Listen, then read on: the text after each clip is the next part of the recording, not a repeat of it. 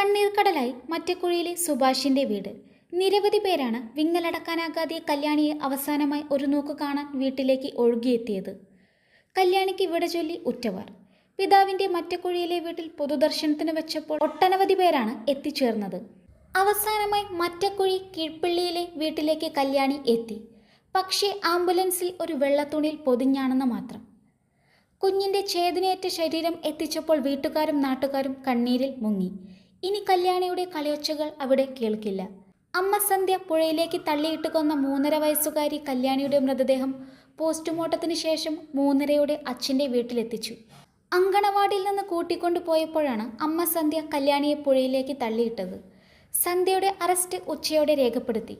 ശ്വാസകോശത്തിൽ വെള്ളം കയറിയതാണ് മരണകാരണമെന്നാണ് postmortem report.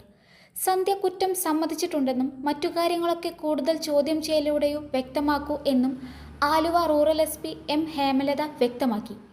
മറ്റാർക്കെങ്കിലും കൊലപാതകത്തിൽ പങ്കുണ്ടോയെന്നും ഇതുവരെ തെളിവ് ലഭിച്ചിട്ടില്ല. സന്ധ്യയെ ഇന്ന് കോടതിയിൽ ഹാജരാക്കും. ഇപ്പോഴും സന്ധ്യ പറയുന്ന കാര്യങ്ങളിൽ അവ്യക്തത ഉണ്ടെന്നും SP പറഞ്ഞു. ബന്ധുക്കളും അയൽക്കാരും ഉൾപ്പെടെയുള്ളവരിൽ നിന്നും മൊഴിയെടുക്കുമെന്നും അതിനുശേഷം മാത്രമേ കൊലപാതകത്തിലേക്ക് നയിച്ച കാരണങ്ങൾ പൂർണ്ണമായും മനസ്സിലാകൂ എന്നും അവർ പറഞ്ഞു. വീട്ടിലെ പ്രശ്നങ്ങളാണോ കുഞ്ഞിൻ്റെ കൊലപാതകത്തിലേക്ക് നയിച്ചത് എന്നറിയാൻ കൂടുതൽ മൊഴികൾ രേഖപ്പെടുത്തേണ്ടതുണ്ട് എന്നുകൂടി SP കൂട്ടിച്ചേർത്തു. സന്ധ്യയെ വൈദ്യപരിശോധനയ്ക്ക് വിധേയമാക്കുമെന്നും മാനസികാരോഗ്യ പരിശോധനയടക്കമുള്ളവ ഡോക്ടർമാരുടെ നിർദ്ദേശത്തിൻ്റെ അടിസ്ഥാനത്തിലായിരിക്കുമെന്നും SP പറഞ്ഞു. മറ്റക്കുഴിയിലുള്ള അങ്കണവാടിയിൽ നിന്ന് കുട്ടിയെ കൂട്ടിയ ശേഷം ആലുവ വഴി കുറുമശ്ശേരിയിലെ വീട്ടിലേക്ക് യാത്ര ചെയ്യുന്നതിനിടെ മൂഴിക്കുളം പാലത്തിൽ വെച്ച് സന്ധ്യ കുഞ്ഞിനെ പുഴയിലേക്ക് എറിയുകയായിരുന്നു എന്നാണ് കേസ്. സന്ധ്യയ്ക്ക് മാനസിക പ്രശ്നങ്ങൾ ഉള്ളതായി ബന്ധുക്കൾ പറയുന്നുണ്ട്. പിതാവിന്റെ മറ്റക്കുഴിയിലെ വീട്ടിൽ പൊതുദർശനത്തിന് വെച്ച ശേഷം കല്യാണിയുടെ മൃതദേഹം പൊതുശ്മശാനത്തിൽ സംസ്കരിച്ചു.